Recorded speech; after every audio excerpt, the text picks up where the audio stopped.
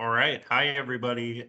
We're just going to go through the BSAT tool and the P&L tool because I know there were some questions out there and I want to make sure everyone's comfortable with it. So today I have Tanya McLeod from Central Maryland and Stephanie Overhaul from Chesapeake, Virginia, and we're just going to walk through that and give you a quick overview. So Stephanie, if you could, can you kind of walk us through the BSAT tool and how you would use it like you were talking to a customer?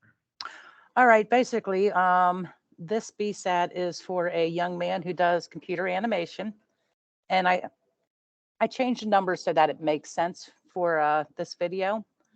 But like, let's say right now he's doing a Schedule C, and if you look up here at number 1, it's showing that he has a net profit of $147,000, and then when everything is all said and done, the amount of money he has to pay for the self-employment tax is more than if he would have been an S corp, because with an S corp you have to pay yourself a reasonable salary, and the reasonable salary is just not something you decide to do. You basically have to go out into the regular economy, and if you would work for somebody else, how much would they pay you? And that is your reasonable salary. So if you look here on number 14, for a computer graphics person, I looked it up, and in the Chesapeake area, the average salary is 65,000. So that's what I put down. And then since he had the net profit of 147,587, if you go all the way down here to line 28, basically what that is saying is if he went and made his business entity an S corp, he would save $10,909 by making himself an S corp.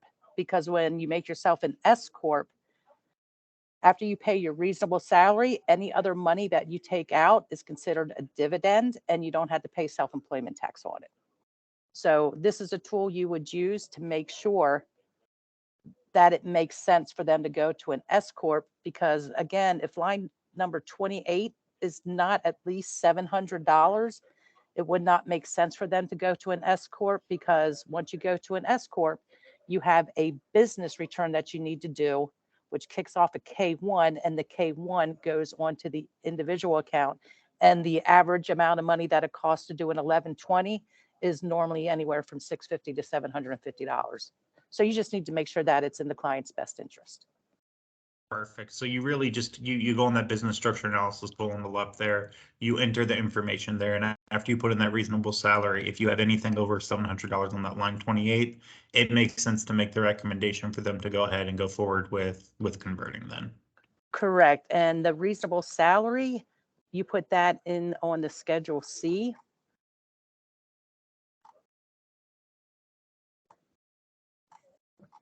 Right there. It shows this Block Advisor Small Business Tax Planning Service. Right there is where you put the reasonable salary in. And again, it's industry specific and area specific. So you actually have to do a search on it. Apparently the IRS has something out there that shows what the reasonable salary is for everything, but I've never been able to find it. So I just Google. Google's my best friend. Perfect. Thank you.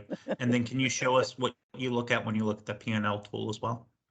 All right. With the profit and loss, like if you're sitting there talking to them and they're like, well, my business doesn't seem to be growing. I'm not making more money. What can I do? The big thing with business, as everybody knows, is advertising. If you don't advertise, people are not going to know you exist, whether it's flyers, business cards, radio, television, whatever. You need to advertise if you want to grow. So I'd be sitting there going, all right, well, you're not advertising. Have you tried advertising? And do that. And then you have to look at all the expenses, because there might be expenses in there that you can be like, a big one. It's not really with the Schedule E, but with rentals.